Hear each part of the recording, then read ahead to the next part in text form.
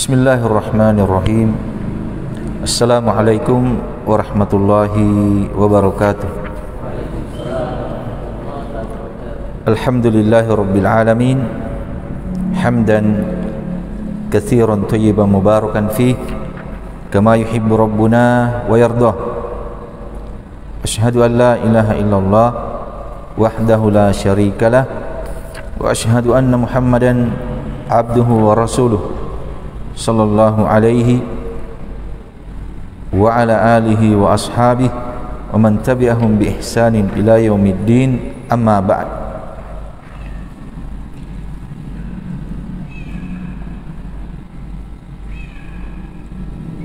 Insyaallah taala di kesempatan yang mulia ini kita lanjutkan pelajaran kita tentang keutamaan ilmu dan orang-orang yang berilmu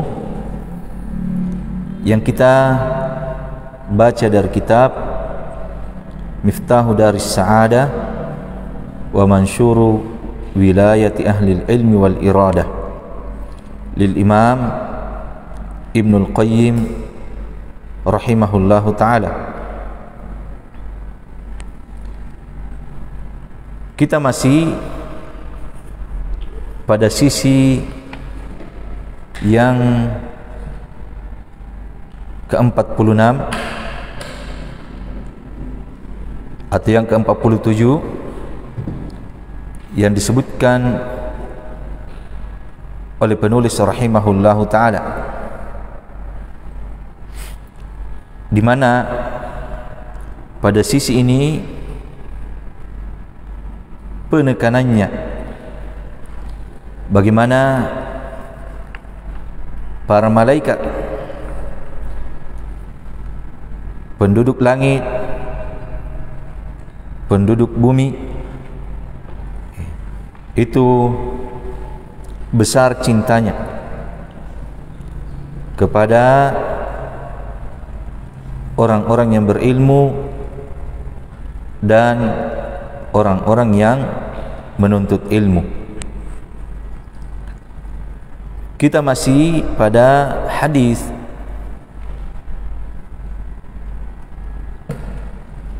dari sahabat Abi Darda radhiyallahu ta'ala an yang menjelaskan tentang keutamaan ilmu dan orang-orang yang berilmu. Terakhir kita membaca penjelasan penulis rahimahullahu ta'ala pada sabda Nabi sallallahu alaihi wasallam, wa fadlul alim alal abid ka fadlil qamar ala sairil kawakib.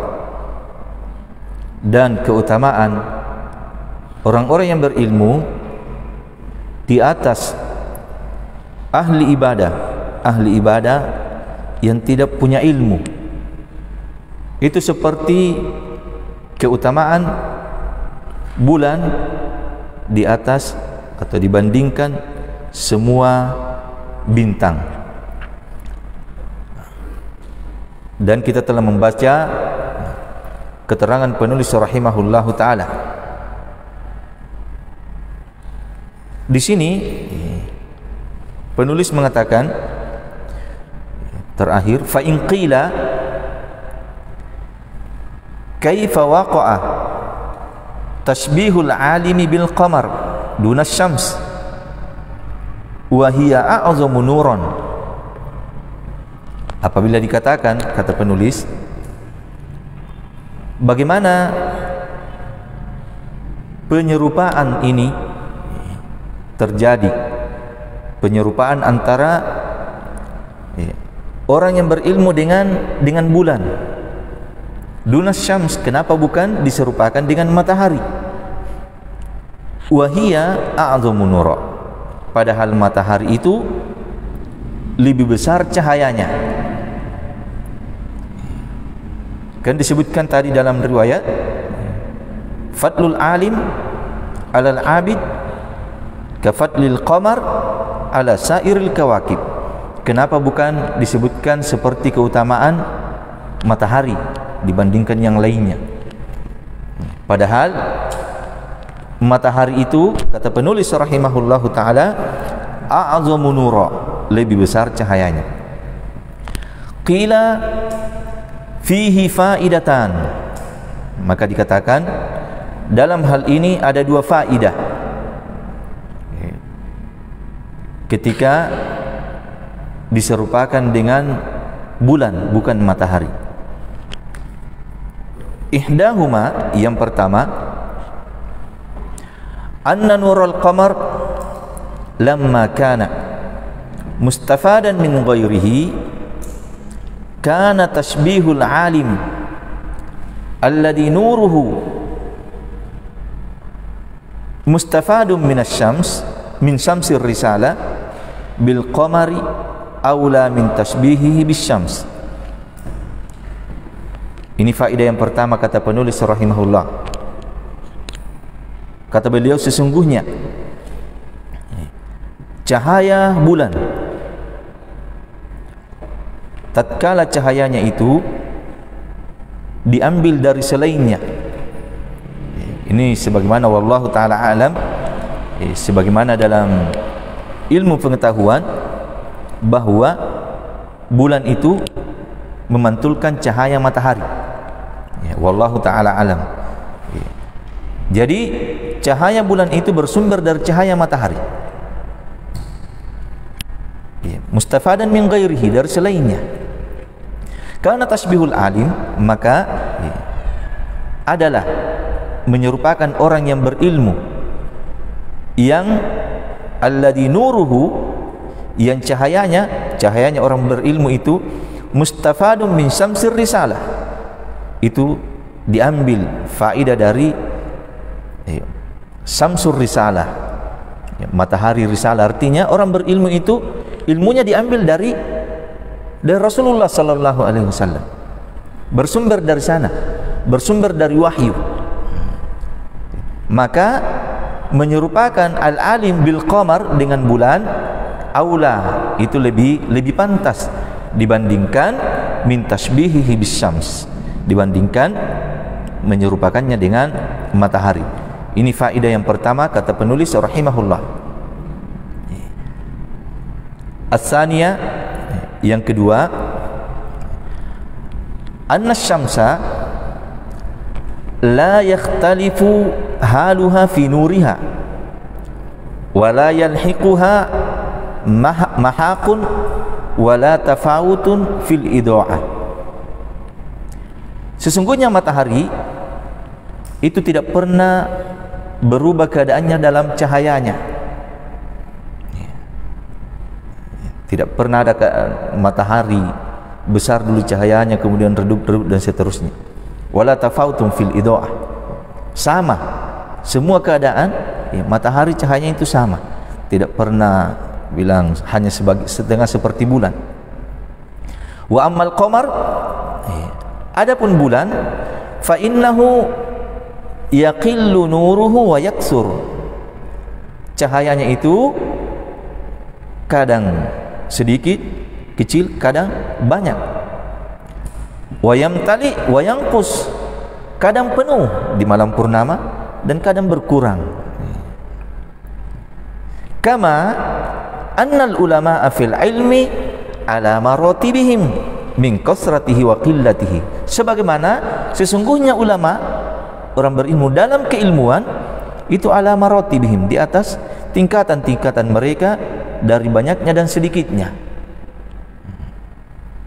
Ada yang banyak ilmunya, ada yang luas ilmunya, ada yang lebih sedikit.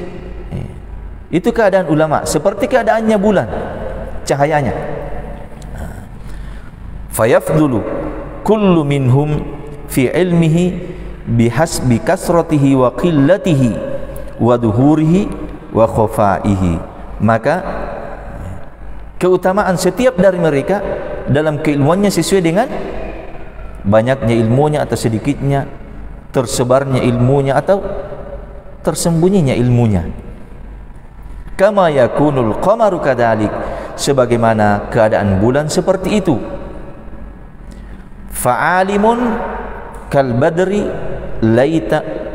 lailata tamamihi, maka orang yang berilmu seperti bulan purnama, ada yang seperti bulan purnama di malam sempurnanya bulan tersebut. Wa akhar, yang lain dunahu bilailatin tsaniya wa tsalitsah, yang lainnya ada yang lebih sedikit ilmunya, seperti bulan. Setelah full di malam ke-15, malam ke-16 mulai berkurang, malam ke-17 mulai berkurang cahayanya. Seperti itulah keadaan orang berilmu. Wa ma ba'daha ila akhiri maratibihi wa hum darajatun indallah, dan apa yang setelahnya pada akhir tingkatan-tingkatannya, dan mereka punya kedudukan di sisi Allah Subhanahu wa taala. Jadi di antara dua faedah yang disebutkan oleh penulis rahimahullahu taala, kenapa orang berilmu disamakan dengan bulan, tidak disamakan, diserupakan dengan matahari. Faedah yang pertama, karena cahaya bulan itu mustafadan min ghairi, diambil dari yang lainnya, sebagaimana orang berilmu ilmunya diambil dari yang lainnya. Yang kedua, keadaan matahari itu cahayanya tidak berubah, adapun bulan berubah-ubah keadaannya, berbeda-beda keadaannya, sebagaimana orang berilmu keadaannya juga berbeda-beda sesuai dengan banyak tidaknya keilmuannya. Wallahu ta'ala a'lam. Fa in qila tashbihul ulama'i bin nujumi amrun ma'lum, ka qaulihi sallallahu alaihi wasallam ashabi kan nujum, walihada hiya fi ta'birir ru'ya ibaratun 'anil ulama, fa kaifa waqa'a tashbihuhum huna bil qamar. Ada lagi yang lain, jika dikatakan menyerupakan ulama dengan bintang, itu perkara yang jelas, amrun ma'lum. Seperti sabda Nabi sallallahu alaihi wasallam, ashabi, sahabat-sahabatku kan nujum, itu seperti bintang-bintang di langit. Walihada, karena itulah hiya fi ta'birir ru'ya ibaratun 'anil ulama. Dalam mentakbir, kalau ada orang bermimpi, memimpi melihat banyak bintang, itu ibarat bintang-bintang itu ibaratnya ditakbir dengan ulama. Maka fa kaifa waqa'a tasbihuhum huna bil qamar, maka bagaimana penyerupaan dengan bulan dalam hadis ini? Kenapa bisa? Kenapa bukan dengan disebutkan bintang? Qila, maka dikatakan amma tasbihul ulama'i bin nujum, adapun menyerupakan ulama dengan bintang, di riwayat yang lain, fa innan nujuma yuhtada biha fi dhulumatil barri wal bahr, maka sesungguhnya bintang itu kita mengambil petunjuk dengannya di kegelapan baik di daratan maupun di lautan, untuk mengetahui arah. Orang yang berada dalam kegelapan di lautan, yang punya ilmu tentang letak-letak bintang, dia bisa mengetahui ketika melihat bintang, oh berarti di sana arah utara, di sana selatan, itu bintang. Wa kadzalikal ulama, demikian pula ulama, kita bisa mengambil petunjuk darinya, yang mana yang benar, yang mana yang salah, yang mana tauhid, yang mana kesyirikan, yang mana sunnah, yang mana bid'ah. Dari mana diambil petunjuk tersebut? Dari ulama. Wan nujumu zinatul lis-sama. Seperti juga bintang itu, itulah yang menjadikan langit semakin indah, yang menghiasi langit. Fakadzalikal ulama zinatul lil ard, maka demikian pula lah para ulama, mereka adalah zinatul lil ard, mereka lah yang menghiasi bumi ini. Wahia rujumun lisyayatini hailatun bainahum wa baina istiraqis sam' lialla yulabbisu bima yastarqunahu, atau bima yastarqunahu minal wahyi al-waridi ila rusul minallahi ala aidi malaikatihi. Wahia, demikian pula hiya, bintang-bintang, an-nujum, dia adalah rujum lisyayatin, dia adalah pelempar-pelempar untuk syaitan. Jadi antara fungsi bintang yang disebutkan di dalam Al-Quran itu 3. Bintang itu sebagai zinatun lis-sama, dia yang menghiasi langit. Kemudian dia juga sebagai yahtadi bihi, sebagai penunjuk arah bintang, arah selatan dan yang selainnya. Kemudian yang ketiga, dia adalah rujum, dia adalah pelempar untuk syaitan. Sehingga disebutkan oleh sebagian ulama kita, siapa yang keluar dari 3 hal ini, maka mungkin dia terjerumus ke dalam kesesatan, bahkan mungkin terjerumus ke dalam kesyirikan. Ketika keluar dari 3 fungsi bintang. Jadi wahia rujumul lisyayatin, bintang itu rujum, pelempar syaitan. Hailatum bainahum wa baina istiraqis sam, dia menjadi penghalang antara mereka, antara bintang-bintang ini dan yang syaitan yang mau mencuri di langit. Istiraqus sama, dia mencuri pendengaran ketika turun wahyu. Jadi syaitan itu mendekat ke langit untuk mendengarkan berita-berita langit.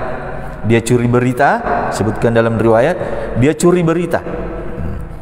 Setelah dia dapat, dia akan turun kepada yang lainnya, sampaikan berita itu sampai turun ke wali-walinya di bumi, pada dukun dan yang selainnya. Tetapi kadang sebelum dia sampaikan berita itu, maka dia sudah kena lemparan bintang. Li'alla, kenapa mereka dilempar? Supaya syaitan itu tidak yulabbisu, dia tidak mencampurkan apa yang dia curi dari wahyu yang datang kepada ar-rasul dari Allah subhanahu wa ta'ala ala aidi malaikatihi, di tangan-tangan malaikatnya. Jadi itu syaitan, dia ingin curi berita, kemudian nanti dia campur dengan berbagai macam kebohongan. Biasa setelah mencuri berita, sebelum dia sampaikan berita itu, sudah kena lemparan syaitan, lemparan bintang. Wa kadzalikal ulama, maka demikian pula lah keadaannya ulama. Jadi bintang di langit sebagai pelempar syaitan. Syaitan-syaitan yang ingin mencuri berita dari langit, supaya setelah dia cari dapat berita, dia curi berita, dia campur dengan berbagai macam kebohongan untuk menyesatkan manusia. Wa kadzalikal ulama, maka demikian pula lah ulama yang diperumpamakan seperti bintang. Rujuman li syayatinil insi wal jin, dia adalah pelempar untuk syaitan dari kalangan manusia dan jin. Alladzina yuhi ba'duhum ila ba'din zukhrufal qawli ghurura, di mana syaitan jin dan syaitan manusia ini saling mewahyukan satu dengan yang lainnya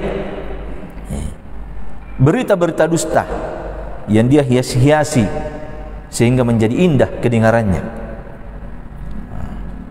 Ulama yang melempar mereka.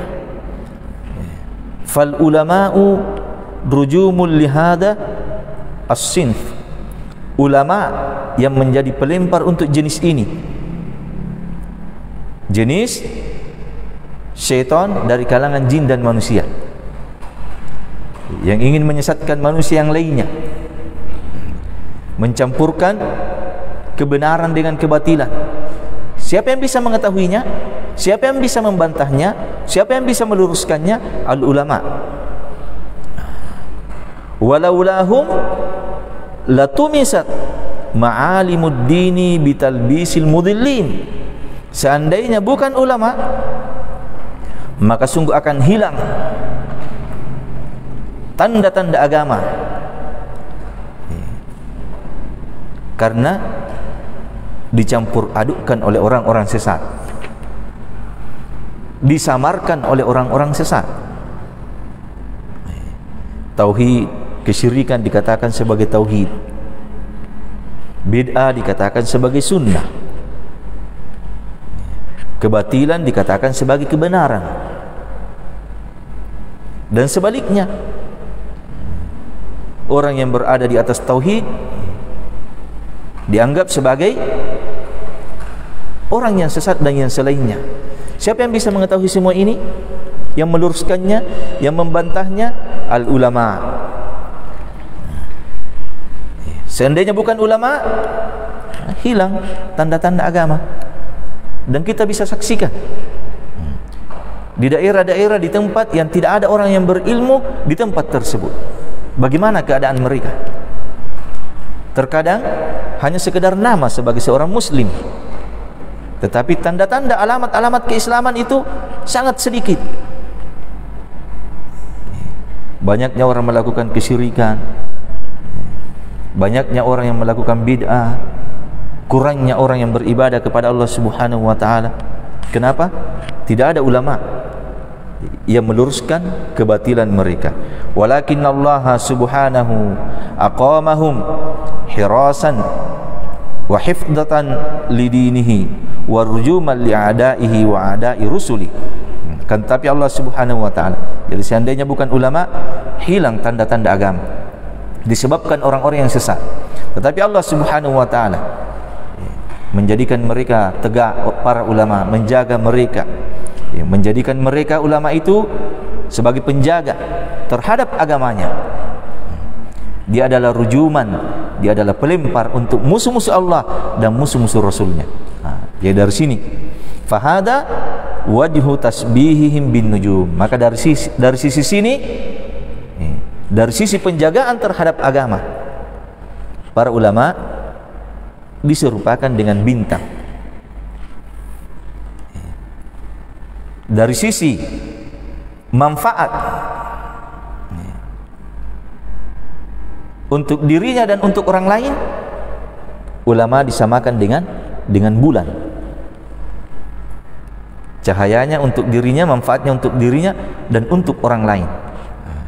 Cahayanya meluas. Untuk sebagai penjagaan terhadap agama, maka ulama diibaratkan seperti bintang, rujuman lisyayatin.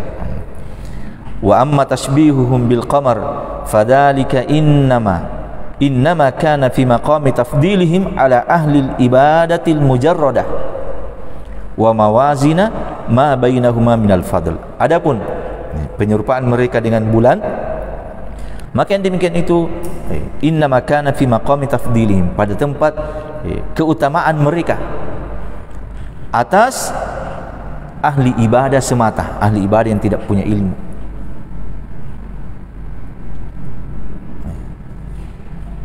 Dan perbedaan apa yang ada di antara keduanya dari keutamaan.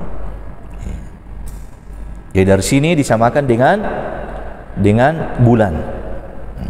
Ahli ibadah semata yang tidak dibangun di atas ilmu, yang tidak punya ilmu, manfaatnya untuk dirinya. Adapun ahlul ilm, manfaatnya untuk dirinya dan untuk yang selainnya. Sehingga mereka pun diutamakan. Lebih tinggi keutamaannya dari sisi ini. Dari sisi penjagaan tadi, penjagaan terhadap agama, maka ulama diibaratkan sebagai an-nujum, seperti bintang. Wal makna annahum yufaddiluna al-ibad alladhina laisu bi ulama.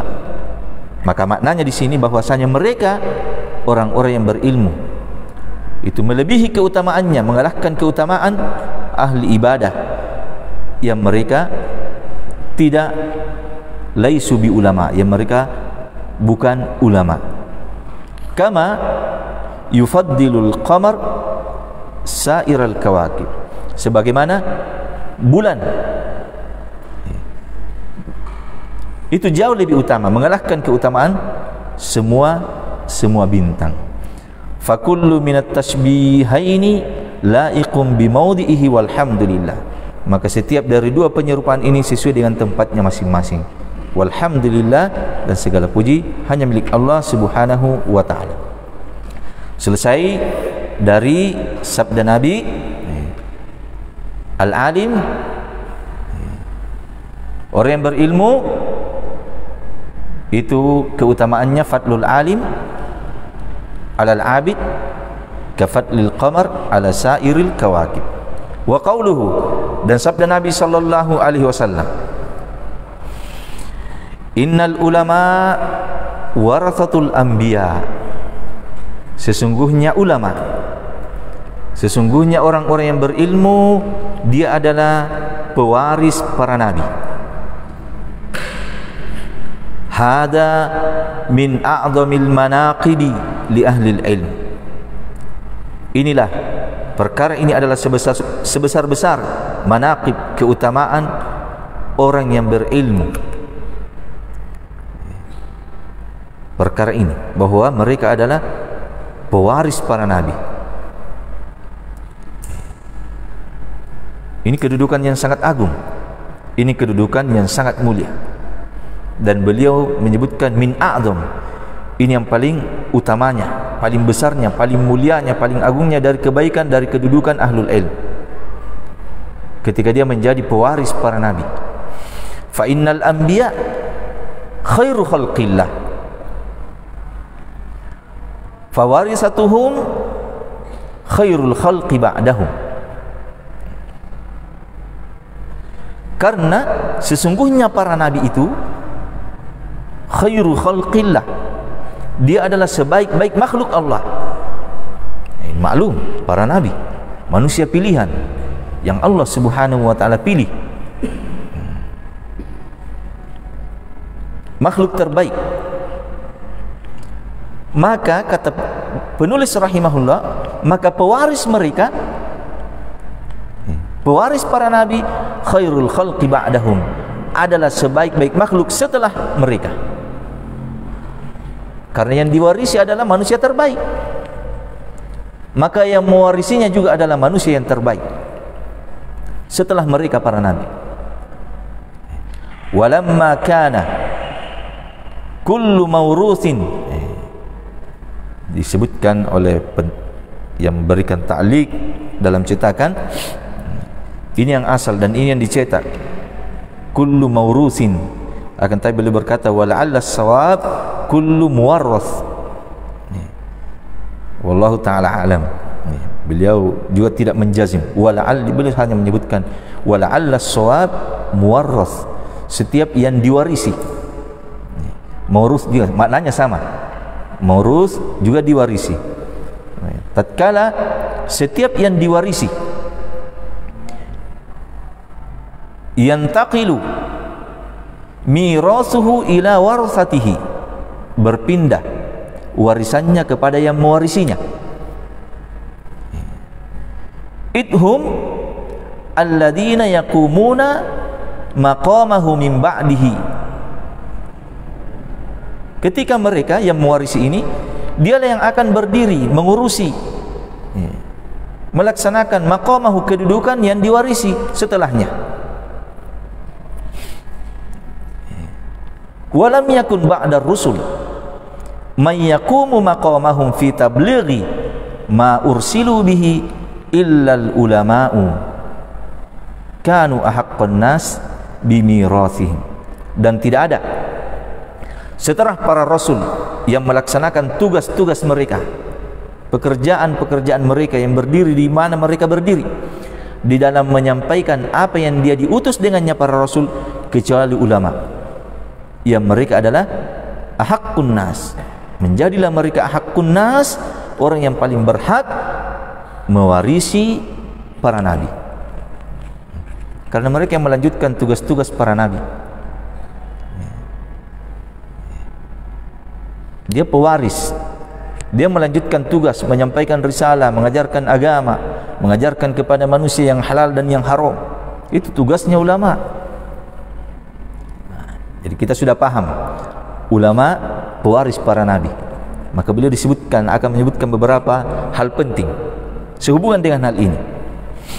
Wa fi hada tanbihun ala annahum aqrabun nasi ilaihim. Maka dalam hal ini ada hal penting, bahwasanya Mereka para ulama adalah aqrabun nasi ilaihim, manusia yang paling dekat kepada para nabi. Fa innal miras innama yakunu li aqrabin nasi ilal mawrus. Al mawrus tadi seperti yang sebelumnya. Kata penulis wala'alla shawab al muwarras, yang diwarisi. Fa innal miras, karena sesungguhnya warisan itu yang ditinggalkan, innama yakunu, dia akan menjadi li aqrabi, kepada manusia yang paling dekat, kepada yang mewariskan.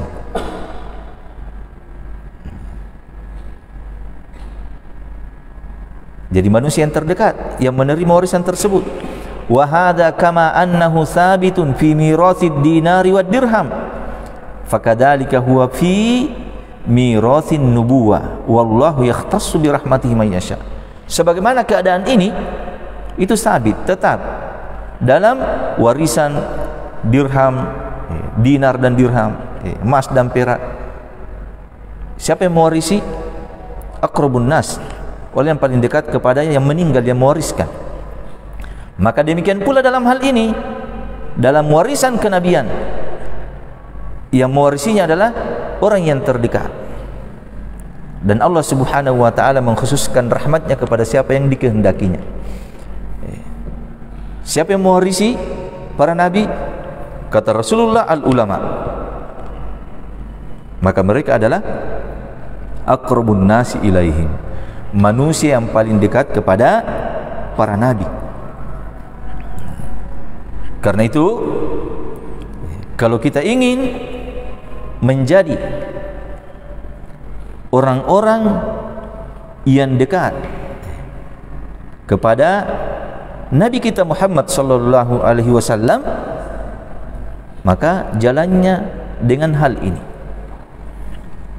Perbanyak ilmu yang merupakan warisan para nabi.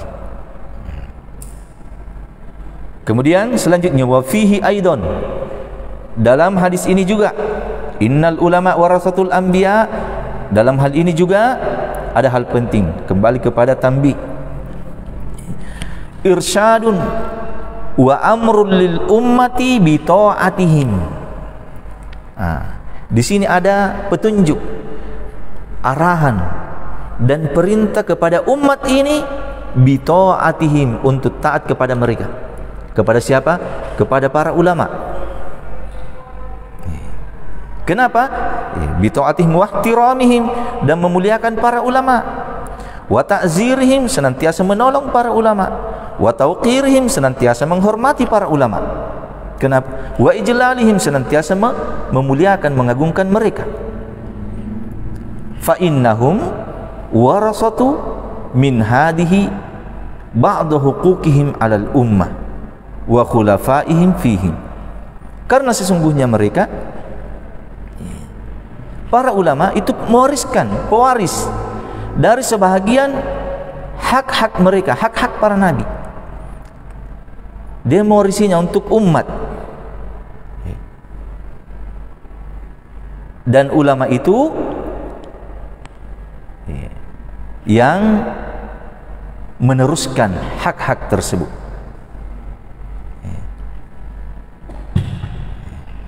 Jadi karena para nabi kan diperintah untuk senantiasa dimuliakan, dihormati, ditolong, diagungkan sesuai dengan kedudukannya. Maka pewarisnya juga harus demikian,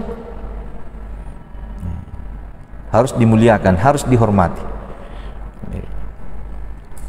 harus ditaati pada perkara-perkara yang ma'ruf, yang sesuai dengan apa yang dia wariskan, apa yang dia warisi dari nabi.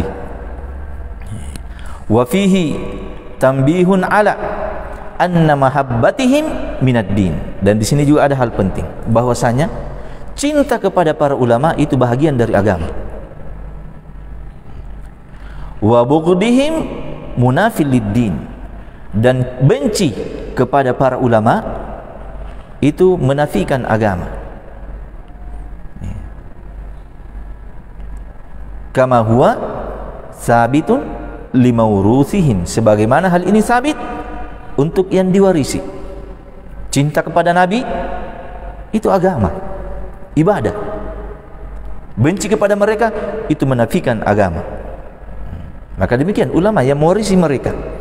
Wa kadzalika mu'adatuhum wa muharabatuhum mu'adatun wa muharabatun lillah kama huwa fi maurusihim.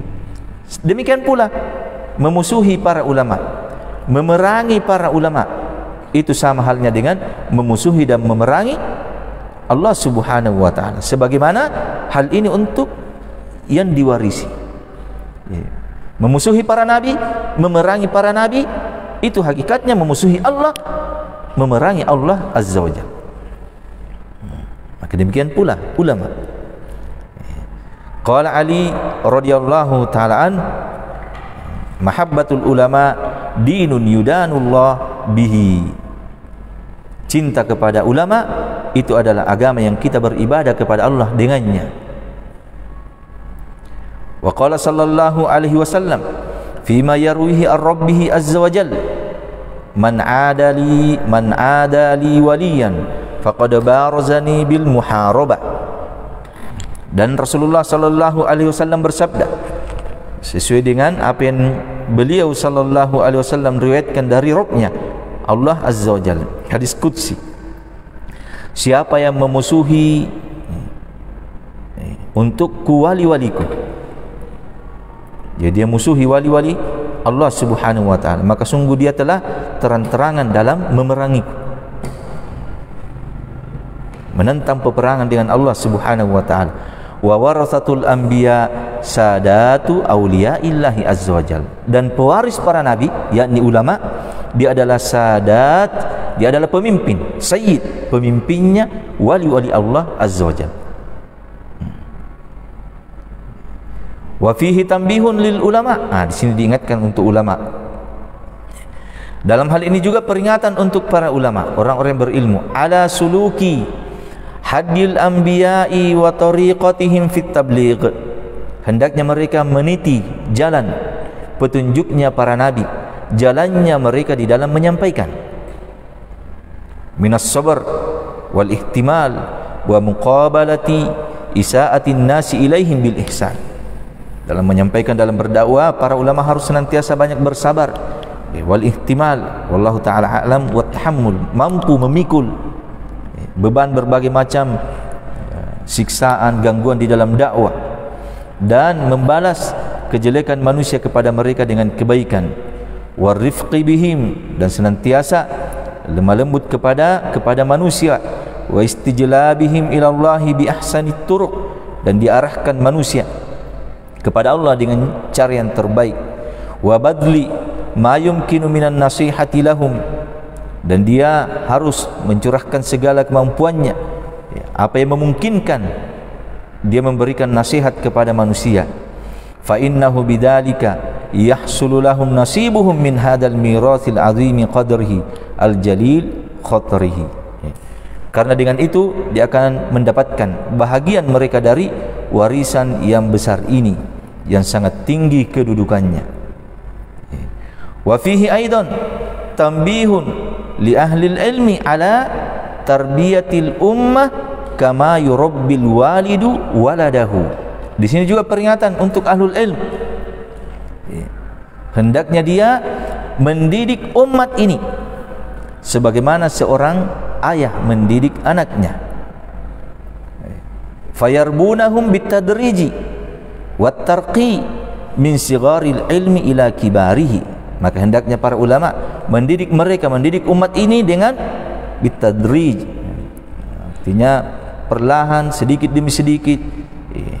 Ada tingkatan-tingkatannya, dari yang kecil, ilmu yang paling kecil kepada yang besarnya.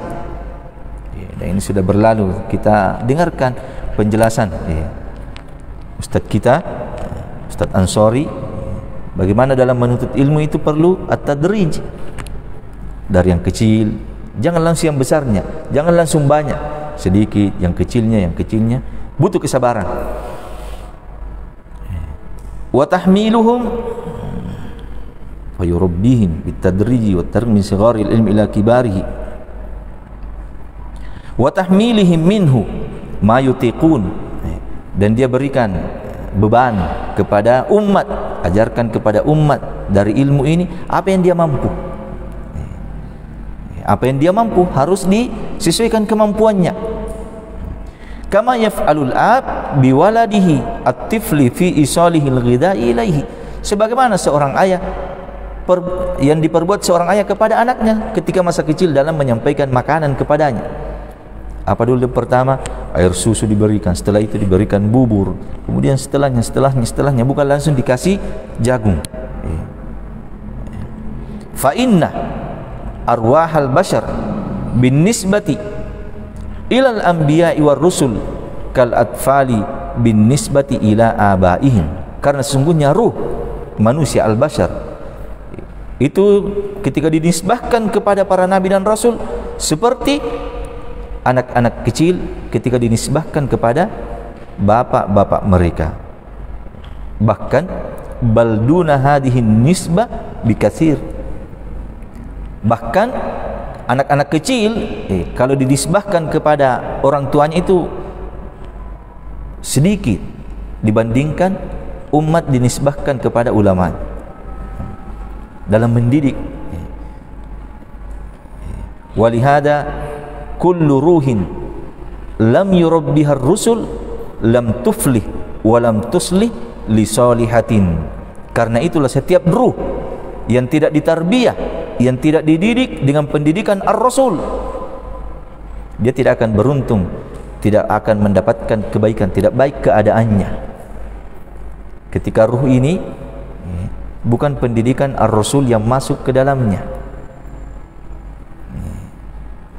bukan pendidikan wahyu, tidak akan mendapatkan kebaikan, tidak akan mendapatkan kebaikan. Kemudian beliau menyebutkan syair, saya tidak terlalu paham makna syair yang beliau sampaikan. Al-muhim syair ini kalau saya perhatikan kembali kepada makna di atas, bahwa seorang ulama dalam mendidik umat itu ibaratnya seorang ayah yang mendidik anak-anaknya bitadrij, sedikit bagian diberikan kepadanya sedikit demi sedikit, sebagaimana ketika seorang ayah memberikan makanan kepada anak-anaknya sedikit demi sedikit, tidak langsung banyak. Ini karena kenapa ulama diingatkan seperti ini? Karena mereka pewaris para nabi. Dia mewarisi ilmunya, dia mewarisi tugasnya, maka dia harus berjalan sebagaimana para nabi dan para rasul mendidik umatnya. Wallahu ta'ala a'lam. Ini juga masih panjang. Sabda Nabi sallallahu alaihi wasallam, innal anbiya lam yuwarrithu dinarun wala dirhaman, innama warrathul ilma. Insyaallah taala kita akan baca pada pertemuan yang akan datang. Jadi di sini dalam sabda Nabi sallallahu alaihi wasallam bagaimana keutamaan para ulama. Mereka yang menjaga agama ini, meneruskan tugas para nabi. Sehingga di sini beliau ingatkan kita untuk senantiasa memuliakan mereka, menghormati ulama, memuliakan para ulama sesuai dengan kedudukannya sebagai ulama. Karena mereka sekali lagi pewaris para nabi. Sebagaimana kita memuliakan para nabi dan para rasul, maka kita juga muliakan, sebagaimana kita muliakan para nabi dan para rasul sesuai dengan kedudukannya, maka kita juga muliakan para ulama yang mereka itu pewaris para nabi sesuai dengan kedudukannya. Wallahu ta'ala a'lam.